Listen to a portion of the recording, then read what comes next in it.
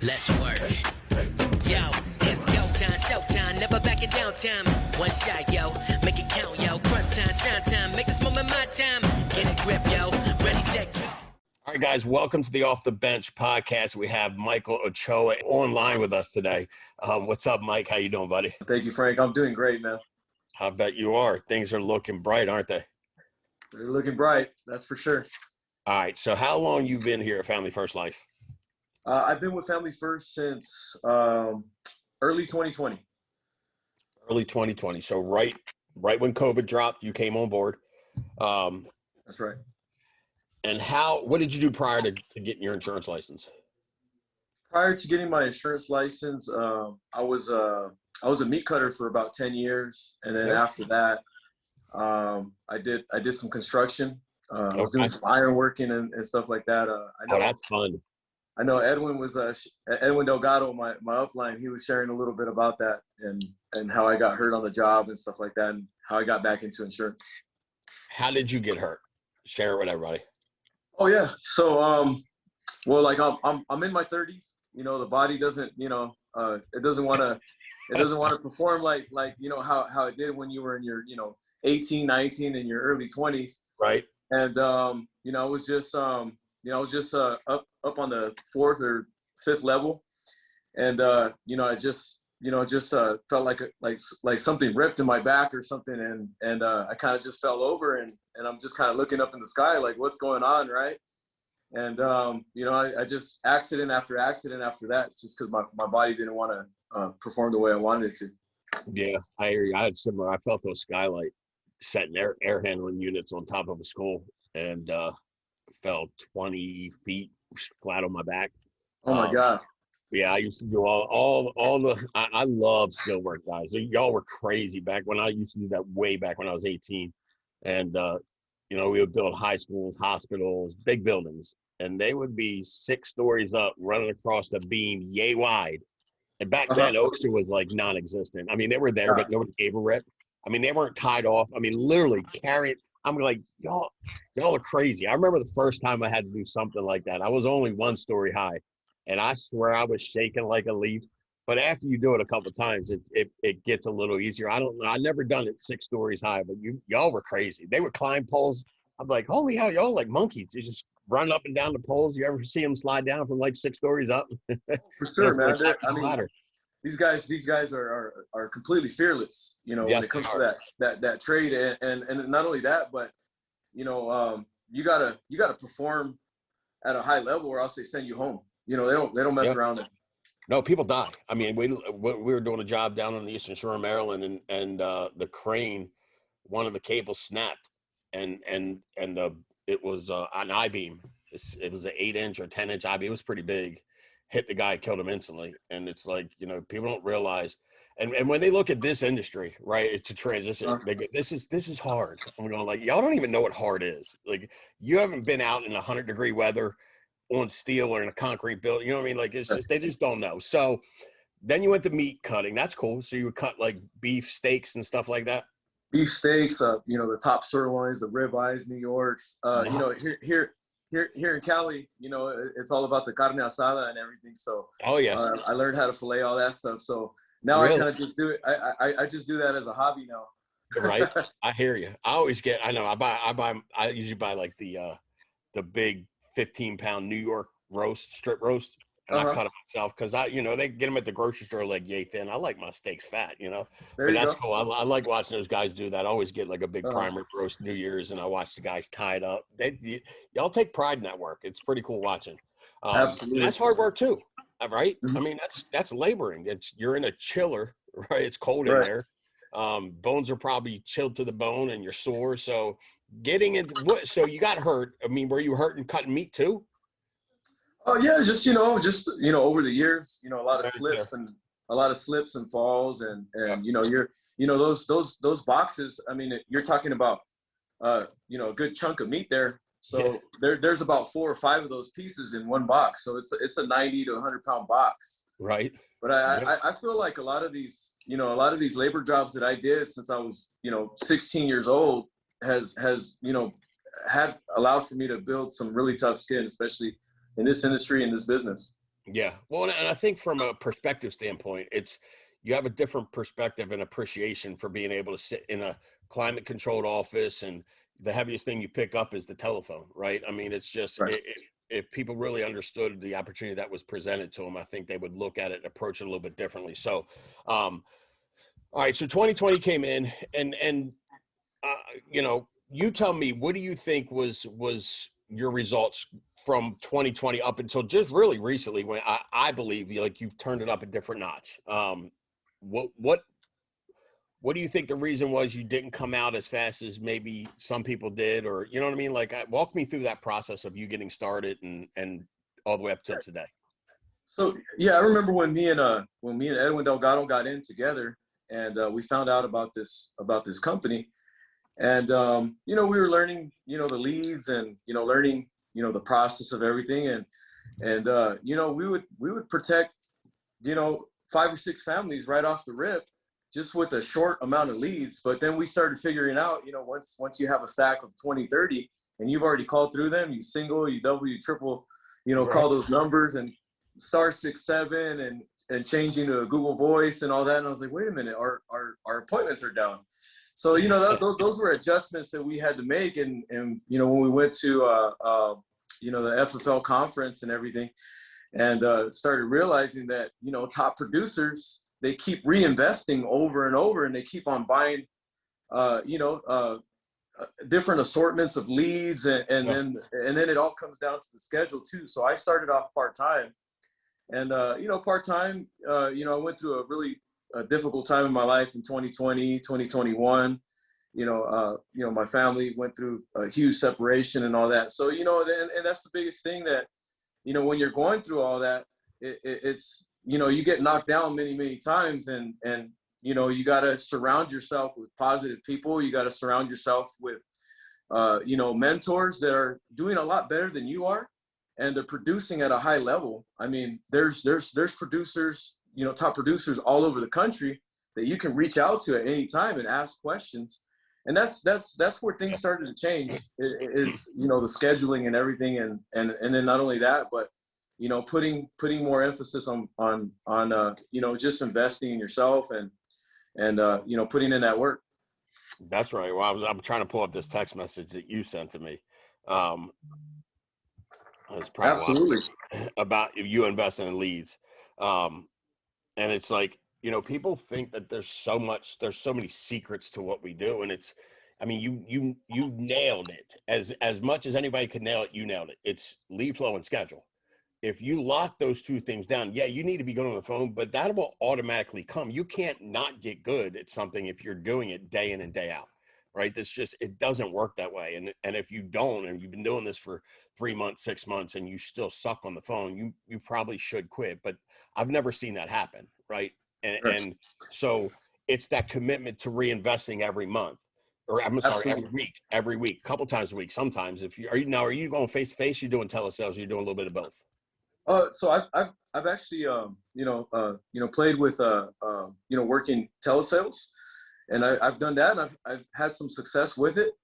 But still, for me, seeing a client and getting out there, and that face to face, the conversations and everything, it's a lot more easier for me to help them, Sure. to win them over and everything. But when you have an ability to help a family out at home, and then you're in your car in between appointments, and you're not able to get into the next appointment, and they want to go over the information over the phone, and that's an extra family.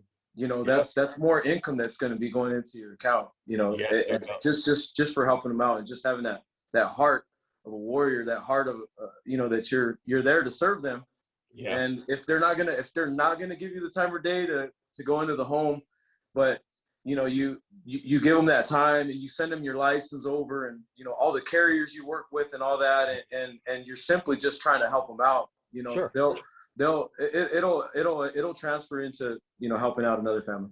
And I think that's so rings so true. If you have a pure servant heart, right? I mean, it talks about it in obviously the Bible's the oldest book the oldest book that's been verified, right?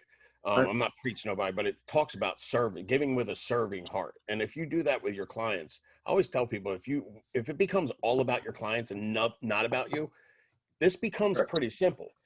And they're like, well, I'm broke. I know. So you know how to do that? You set 30, 40, 50 appointments a week. If you have that many appointments, it's you really don't care about what's going on in your life because you have so many people to serve. You don't care what they do. And I think it's easier face to face. I mean, we let, people want to do telesales, have at it. But to learn this industry, I think it's much easier if you can lay eyes on people. You Absolutely. can read their body language. They can see you. They can look you in your eyes. For sure. So what is your goal, 2023, what is your goal for production personally? Personal production. Well, I mean, this is the year. I know a lot of times we keep saying it over and over and over. This is the year, but when you have a plan set in place and you're treating this like a 9 to 5, Yeah, working 5-6 days a week, 30 appointments. Focus on those 30, and sometimes sometimes I end up getting to 40 appointments within a week. It's yeah. just having that mindset and having that goal. But my goal is to hit Hall of Fame. My Okay. goal for the month is to write 40-50,000 in personal production. The issue paid. If we're not issued, I'm seasoned now and I've been around long enough. I was like, why am I shooting myself in the foot? Why am I not getting to the issue paid of 20 plus in issue paid? It's manageable, it's attainable. The biggest thing that I want to do coming in is wake up earlier. I got a place that I can come to now and plug in, jump on Zoom with everybody, get to those phone calls a lot earlier, from 8 o'clock in the morning to 12, 50 to 60 calls. Sometimes I do 70, 80 calls and I'm calling from 2 different phones. Right. And, all that's going to transmit to, booking more appointments and seeing more families. And it's definitely possible. And you're seeing that. I think that's also a big deal for people, is actually to believe it. You might see other people do it. We might tell you can do it. I might tell you I believe you can do it. But until you truly in your heart and mind believe that you can do it, it doesn't really matter what I say. It doesn't matter what Ron says or Edwin says or Josh or Jamie. It doesn't matter what anybody says. It's truly up to you. And that's, now that you've kind of gone through that transition, I mean, can you talk about that a little bit? Because to me, if we get this right in people, then the rest is a wrap. But it's hard. It's easier said than done. Did you believe truly before conference, did you truly believe that you could help 40 families a month? I truly believed it, yes. But, believing and then actually, putting it into action, that's 2 different things.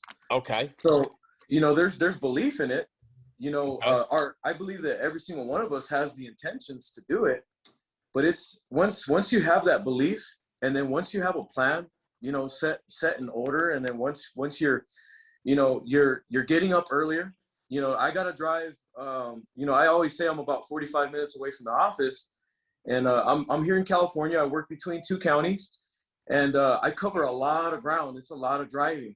Yeah. And just to the office, getting up earlier, now I'm leaving to the office at 6:30 in the morning to get to that first call at 8. And sometimes I miss it, but it's those little adjustments that you're making little by little. And I was like, you know what? I started at 8:30. I lost 30 minutes, right? I could have booked 2 or 3 appointments just by showing up earlier. Yeah. And the preparation, and that's a part of the mindset. That's a part of making those adjustments that now what I'm doing is, if you're printing leads on the day that you're supposed to be calling, and you could have done it, because I know that a lot of people take Sunday off. But now when I get out of church and I spend some time with the boys, and I got a printer at home or and all that, I'm just trying to eliminate any excuse that I have to not put that plan in order, because it's really simple. If we were to show up to work at 9 o'clock in the morning, and we were supposed to start at 8 in a traditional job, Right. guess what? They're gonna give you points, and then the more you do that, you're fired, right? That's right. So That's right. that's the way it is in this business. That once you really start to treat this like, hey, it's a full-time job. This is my bread and butter. This is my work. This is I got to work better at my craft. You know, that's where you're gonna start seeing those changes, and that's where things have changed for me, Frank. Is you know, holding myself accountable. You know, it all starts with us. I mean, other people can tell us they can believe in us, that we can do it, and they see qualities that, you know, that we have in order to do it. Right. But it's all going to start with us and raising that belief level. How do you raise that belief level? You got to get your faith up. You got to have faith. You know, I'm not here to preach to anybody. You know, you said that earlier. We're not here to preach, but you know, I believe in God, and I have a lot of faith. And you know, plugging into my local church has also helped me out a lot, and you know, staying strong in my faith. Yeah. You know, to be better, you know, with my family, to be better, you know, better with the clients that we sit with. I believe that I was meant to serve, and right. and you got to have that mindset for sure.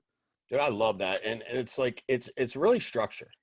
You know, people need structure, and if you think about this business as like, I coached football for 17 years, and I'm observant. People call me nosy. I'm always watching something, right? I like to observe things, and I like to observe people. So I would observe other teams in our program, outside of our program, and I'd watch how the coaches would run practice, or I'd watch how the teams would warm up before a game.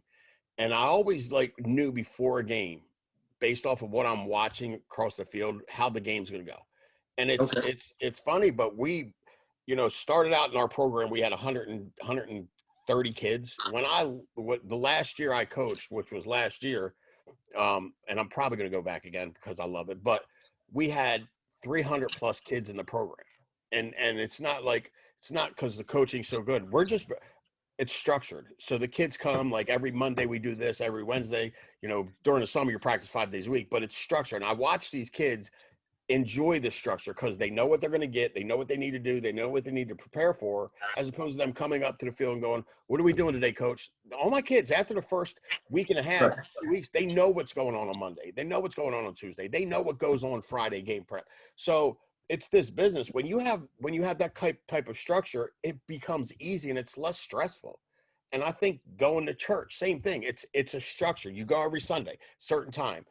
Whether you get in your book in the morning, whether you say prayers at night, it's all structure. So you getting up earlier, going, I'm going to be at the office by 7:15 or 7:30, so I can be ready to dial by 8. Or I'm going to print my leads on Sunday, so that when I get there Monday, all I have to do is get on the phone and go. Right, do my positive affirmation, I'm done. These are the little things that are fun from where I'm at, because, dude, we all have gone through the same stuff. Like, when we first started, we would start dialing whenever, right? And then, you know, I met Sean, and you've met people like Ron and that have gone, no, you don't start dialing whenever, you start dialing at this time. You're like, oh, that makes sense. And piece by piece and bit by bit, the structure became solid, and then you built this thing on a solid foundation, and it's a wrap. So, dude, I love watching you grow, and I've loved watching you grow over the last year and a half. I've seen so much growth in the last few months. And it's awesome. I think everything you go through in life, the family stuff you went through, the being injured on job stuff, all that builds character. And like you said, it gives you tougher skin. So are you building a team as well, correct, Michael? Yep. So the thing is that, you know, with recruiting and everything. So I just, I hooked up with Trey Honeycutt one day. He was just in the office, and he was just hanging out. And he pulled me to the side, and he's like, do you want to start recruiting? And I told him, yeah. So he, you know, he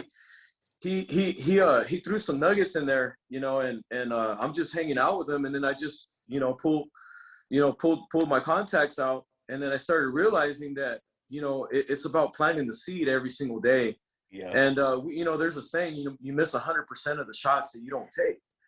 And the biggest thing is when you can find somebody that you know, needs an opportunity, or they're going through something. I recruited a guy that I used to sell cars with, and his name's Omar, and you know, he's starting to rip business, and he's starting he's starting to help families out, and you know, I got a desk for him here where he can come and call. You know, Right. he's got it made. You know, I started dialing from home, Right. and Which is 10 so, times you harder. know, and the biggest thing is you know, when you have a heart to serve, and when you have a heart like for people, and when you have success in what you're doing and you're passionate about what you do, you're going to share the opportunity with somebody else. And that person, you don't know exactly what they're going through, but you know, when you guys hang out, and you know, whether it's a friend or a coworker, acquaintance, you know, maybe a member from the church or something like that, and you're hanging out, and you ask somebody how they're really doing, they're going to open up to you about what's going on. Yeah. And when they're going through struggle in their finances, they're going through, you know, just struggle overall in life, and they just can't catch a break. You know, this could be the avenue that they have that opportunity, whether they do it part-time or full-time, and do better for their families. And that's why I'm starting to share the opportunity now. So I got 2 or 3 people that are in class right now. And now when I'm in the home, or you know when the beneficiaries call and they want to know what's going on, Yep. you know, hey, who's at the house, and who's talking to you about life insurance and all that. And you know, just the other day, Frank, there was somebody in the home, and I was there to serve, and I was there, you know, I showed all the credentials, and it turned out that the other person that was on the line, you know, they worked for another company. And as soon as I got out of the home, and I did everything I could to help their grandfather out, you know, I extended that opportunity. I sent a video link, you know, about our company and all that.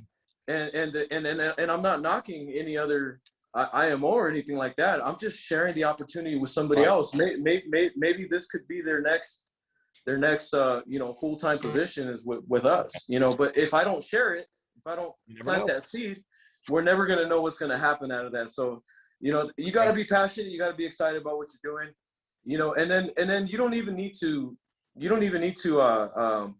know, show off or anything like that. You know, every now and then, you know, I post pictures with my family, or places that we're going, and this business has allowed for me to go to different places, Right. and not only that, but you know, give back to my local church as well.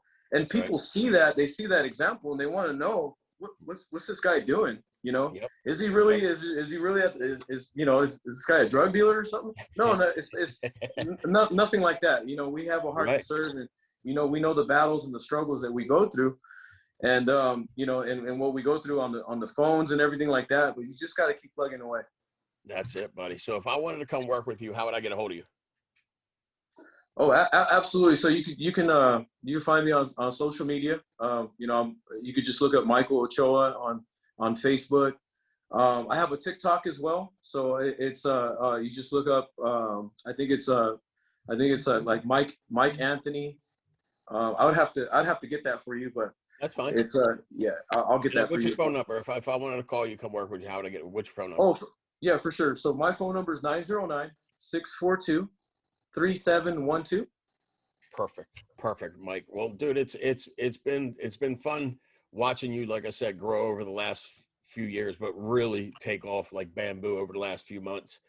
Sure. I'm excited to see what 2023 holds for you. You got that big Absolutely. old office now that you're going to fill. I know. Absolutely. And this is just the beginning and you know, 12 months from now, it's going to look completely different. And then 12 months from then, it's going to look even better. So I appreciate what you do. I appreciate you sharing with us and having that servant heart that you have and always continuing to help and serve the team, man. Greatly appreciate it. Absolutely, Frank, man. The only thing I can say is if anybody's listening to this is not to give up. You know, you're going to go through battles on the phones. You know, you gotta grow that tough skin and not give up. You know, people are going to hang up every now and then. You're going to go through rejections, but the more that you go through those objections, the more you go through the battles over the phone, the closer you are to, you know, getting to an appointment, the closer you are to helping a family out. And if you just keep your head in the game and you just keep on going, keep plugging away and not give up and just focus on the process. Don't focus on, you know, don't look at what's potentially going to go into your bank account or where you're trying to go at that level. Just keep plugging away and focus on that process and things are going to things are gonna look great for you. And that's what I got to say, man. I mean, it's just I'm excited, and I thank you for the time.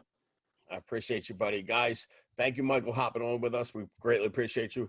Hey, let's make it a big week again. We love y'all. If you need us, we're here to help. Until next time, make it a big week. Take care.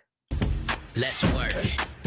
Yo, it's go time, showtime, never backing down time. One shot, yo, make it count, yo. Crunch time, shine time, make this moment my time. Get a grip, yo.